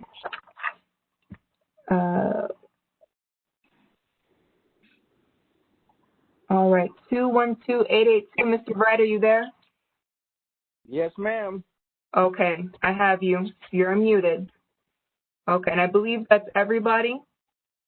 Again, if I missed it's not intentional. Reverend Grace Yates also did call and say she was on. I believe this might be Reverend Yates. Hold on. It's anonymous. Reverend Yates, is this you? Yes. Okay, yeah, you were anonymous, so I couldn't tell that was you by your phone number. So, I'm sorry. It's okay. I have you unmuted. I was there before you started. I enjoyed everything. Excellent. I figured it out. So you're unmuted now. Okay? Thank you. All right, so we'll go ahead and move on with our second roll call, starting from the bottom of the list. I have Oldoff Wright. Here. Oldoff Wright. Here. James Wiseman. Carlotta Williams. Jerry Valentine. Annette Spellin is excused. Justin Sonborn. Bernadine Michelle. Please mute yourself if you're not speaking, please. Bernadine Michelle. Julio Salinas. Raul Rubio. Present. Gladys Pulia. Asire Polite. Present. That's your sire. Zumnavoa. Present. Sammy Namir. Sammy Namir. It was just on. Yeah. No, maybe you got bounced off. I'll check. Hello. Got you, Sammy. Okay. Desmond Monroe. Desmond had to go. He's excused. Mary McClellan. Here. Luisa Jose. Here. Carol Jones. Bird Jones. Kristen Jock. Cheryl Jones is present. Barbara Jackson. Tanisha Honeyham. Jose Guzman. Reverend Migdalia Gutierrez. Ann Diney. Present. Igati Gomez. Freddie Fowler. James Fitzgerald. Victoria Fernandez was here. I believe she had to go. Alvina Davis. Daniela Davi. Andrew Choi. Here. Luisa Chan. Felix Ceballos. Melissa Carrera. Cartier Cappar. Present. Got you both. Robert Camacho. I got you, Mr. Camacho. If someone is munching on some food, please mute yourself. Raul Brown. Present. Joshua Brown. Present. And Reverend Grace Yates. Got you. Is there a motion from the board to adjourn? Did you hear Cheryl Jones? Yes. I move that we adjourn.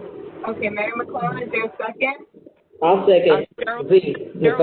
Zenobo is second. All in favor? Aye. Any opposed? Any abstentions? Camacho here, you got me? Yes, we got you. I got you. Move. All right, board member Cheryl Jones, be safe. Good night, everyone. Bye, Zuma.